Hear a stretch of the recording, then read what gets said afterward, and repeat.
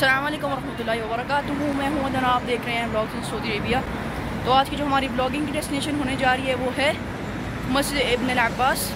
ये हिस्टोरिक मस्जिद है, तो उसका मैं इंशाल्लाह भी आपको पूरा ब्लॉग बनाकर दिखाता हूँ और दिखाता हूँ कि इसकी हिस्ट्री में क्या क्या जो है इसको चार चांद लगाते हैं। तो फर्स्ट ऑफ़ ऑल ये है वो कब्रिस्तान जहाँ हज़रत मोहम्मद सल्लल्लाहु अलैहि वसल्लम के 11 साथियों को दफन किया गया है, जो कि मुसलमान और बद्दुओं की लड़ाई में शहीद हो गए थे।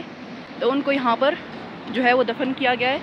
तो ये ज़ियारत तो फ़िलहाल अभी बंद है और इंशाल्लाह इनका इंतज़ार करेंगे कि कब खुलती है, और अगर इंशाल्लाह खुलती है आज ही तो मैं आपको लाजमी दिखाऊँ। ये है पूरी ज़ियारत, इसकी अंदर पूरा कब्रिस्तान है।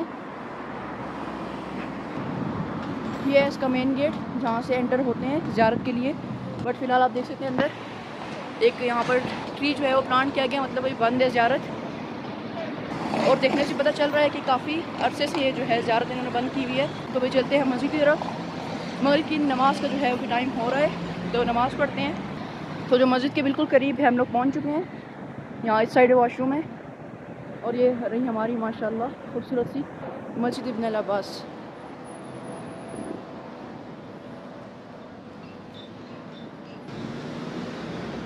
ये आ चुकी है हमारी मेन मस्जिद, यहाँ से इसका एंट्रेंस है। जो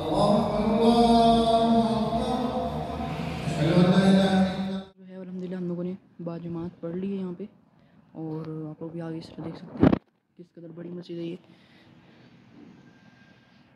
और जो मेरे पीछे भी काफ़ी सारी जगह बाकी है। ईद के टाइम पर ये जगह बिल्कुल फुल हो जाती है। तो आ चुके हैं अब्दुल्ला बिन अल अब्बास लाइब्रेरी।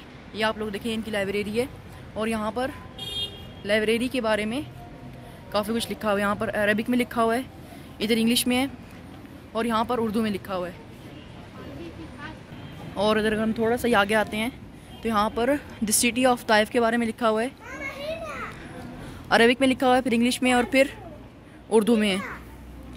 क्योंकि यहाँ पर मोस्टली जो टूरिस्ट हैं वो पाकिस्तान से यहाँ पर आते हैं। ये आप लोग देखें, यहाँ पर पूरा सब कुछ उर्दू में लिखा हुआ है।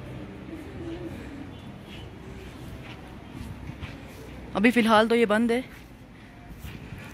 तो ज़ियारत तो अल्हम्दुलिल्लाह यहाँ पर हो चुकी है। मैं आपको बताता चलूँ कि हज़रत इब्न अब्बास थे कौन। उनको स्याही के लक़ब से नवाजा गया था क्योंकि वो हज़रत अली रज़ियल्लाहु तआला अन्हु के साथ उन्होंने कुरान और हदीस के ऊपर काफ़ी सारा जो है काम किया। उनको बसरा का जो है गवर्नर भी बनाया गया था, मगर थोड़े ही अरसे बाद वो वापस मक्का आ गए थे।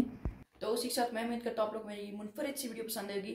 लाइक कराना भूलें, शेयर करें, don't forget to subscribe on to my channel. इस तरह के अगर आप लोगों ने और मजीद वीडियोस देखनी है तो कमेंट सेक्शन में लाजमी बताएं कि आप लोग को ताइफ की किस जगह की जो है ज़ियारत करनी है या वीडियोस देखनी है। तो मुझे इजाज़त दें। Thanks for watching, good bye.